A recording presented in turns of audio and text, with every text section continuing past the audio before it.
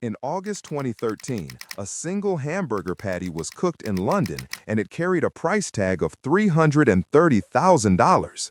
It was not plated with gold leaf or garnished with diamonds. It was the most expensive lunch in human history because it was the first piece of meat that had never been part of a living, breathing animal. It was a proof of concept that defied the ancient laws of agriculture, a culinary moon landing that proved we could bypass the animal entirely. But today, barely a decade later, the cost of producing that same patty has collapsed from the price of a supercar to less than $12. In the history of technology, we have seen exponential curves in computing power and data storage, but we have rarely seen a physical commodity crash in cost with such violent speed. This is not just a market correction, it is a glitch in the economic matrix of food production. To understand why this is happening and why it is so disruptive, we have to look at the cow not as an animal, but as a machine. From a thermodynamic perspective, a cow is a catastrophic disaster. It is a biological engine that operates at roughly 3% efficiency. For every 100 calories of grain you feed a steer, you get about 3 calories of beef in return. The rest is burned off, keeping the animal warm, powering its immune system, pumping blood, moving its massive frame, and processing its own waste. The animal is an entropy machine, dissipating vast amounts of energy into the universe as heat and methane simply to exist.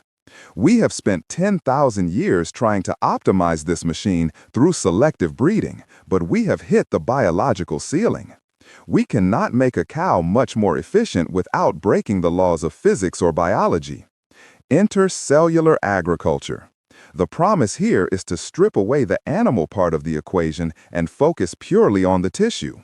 We are essentially taking the source code of muscle growth, the satellite stem cells, and running that code in a controlled environment. A bioreactor does not need to walk, it does not need to sleep, and it certainly does not need to maintain a body temperature against a winter chill. It is a vessel of pure utility. Inside these steel tanks, nutrients are fed directly to cells, which differentiate into muscle and fat, weaving themselves together just as they would inside a body, but without the metabolic overhead of a nervous system or a skeleton. This is the industrialization of mitosis. The crash in price comes from solving two specific engineering hurdles that seemed impossible in 2013. The first was the growth medium. For years, the only way to feed these cells was using fetal bovine serum, a blood product harvested from unborn calves. It was expensive, ethically fraught, and scientifically inconsistent, a paradox for an industry trying to end animal slaughter. But the industry has now moved to serum-free media, a nutrient soup synthesized from plants and algae, designed with the precision of a pharmaceutical drug but the cost structure of a protein shake. This shift severed the last link to the slaughterhouse. The second hurdle was the scaffolding. Cells need something to hold on to. They need a structure to tell them to align into fibers rather than an amorphous goo.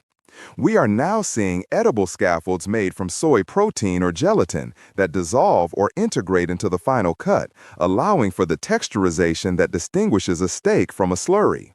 However, as the science creates an infinite steak, the legal reality is fracturing. We are witnessing a phenomenon where the technology is moving faster than our cultural definition of reality. Florida and Alabama have moved to criminalize the sale of this meat, and Italy has banned it to protect its culinary heritage. These bans are not based on safety data. The FDA and USDA, along with regulators in Singapore, have deemed these products safe for human consumption. Instead, the resistance is ontological. It is a rejection of the idea that meat can be separated from the animal. We are entering a territory where the distinction between the natural and the artificial is collapsing. When you eat a burger that is genetically identical to a cow but was born in a steel vat, are you eating nature or are you eating technology? The legal system doesn't know how to answer that, so in many places, the default response is to simply forbid the question.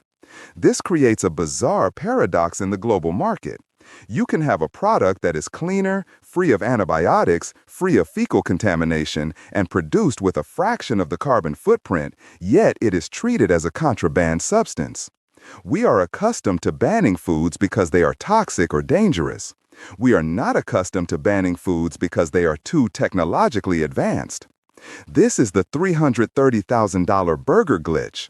We solved the engineering problems of creating cheap, clean meat only to run head first into the firewall of human tradition. The efficiency that makes lab-grown meat inevitable is the exact same quality that makes it terrifying to existing power structures. We have hacked the food chain, and the system is trying to reject the patch. The technology works, but the timeline is breaking.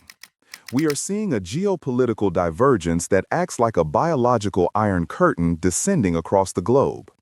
While the United States fractures into state-by-state bands and Europe hesitates under the weight of agricultural tradition, the Asia-Pacific region is rushing to capture a market that could be worth $229 billion by 2050.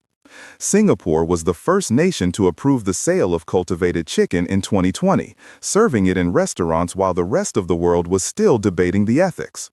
China has included cultivated meat in its 5-year agricultural plan, viewing it not as a threat to tradition but as a matter of national security. For nations with massive populations and limited arable land, relying on the inefficient energy conversion of traditional livestock is a strategic vulnerability. Bioreactors offer food sovereignty. This divergence means that the future of what you eat will depend entirely on your zip code. In one jurisdiction, ordering a cultivated steak might be a mundane lunch option. Across the border, it could be a crime. This fragmentation is dangerous because the environmental stakes are absolute. The data is unambiguous. Cultivated meat production uses up to 99% less land and 96% less water than traditional beef.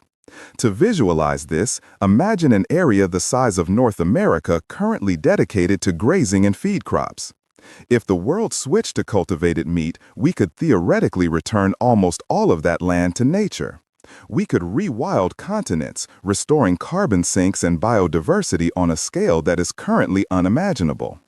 This is the only technology we have that offers a path to decoupling human nutrition from planetary destruction.